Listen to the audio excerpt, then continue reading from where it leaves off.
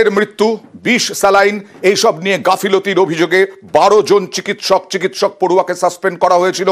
তারপর কর্মবিরতির ডাক দেওয়া হয়েছিল। কর্মবিরতিতে সুর নরম আন্দোলনকারীদের। আজকে বিভিন্ন পরিষেবা মেদিনীপুর মেডিকেল কলেজে বিভিন্ন পরিষেবা অনেক স্বাভাবিক। কর্মবিরতিতে সুর নরম মেদিনীপুর মেডিকেলে বিভিন্ন জায়গায় বিভিন্ন পরিষেবায়। সরাসরি চলে যাব প্রতিনিধি শোভনের কাছে। শোভন, একেবারে রোগীর আত্মীয়রা ঠিকঠাক সার্ভিস পাচ্ছেন এখন? কর্মবিরতিতে সুর নরম করলেন কেন?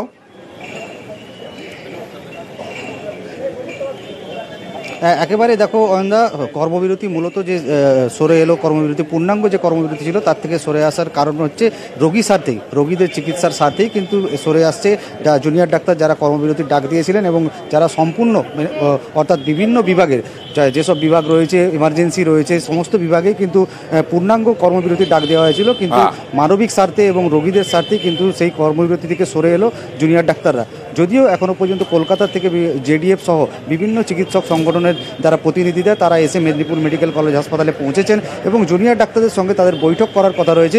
বৈঠকের পরেই কিন্তু পরবর্তী তাদের যে আন্দোলনের রূপরেখা তা কিন্তু সিদ্ধান্ত নেওয়া হবে, ঠিক করা হবে কোন দিকে তাদের আন্দোলনের গতিপথ হবে, আন্দোলন তাদের কর্মবিরতি আবার লাগাতার হবে কিনা কিংবা কর্মবিরতি প্রত্যাহার করা হবে কিনা সে বিষয়ে কিন্তু সিদ্ধান্ত নেওয়া হবে এই বৈঠকের পরে। একেবারেই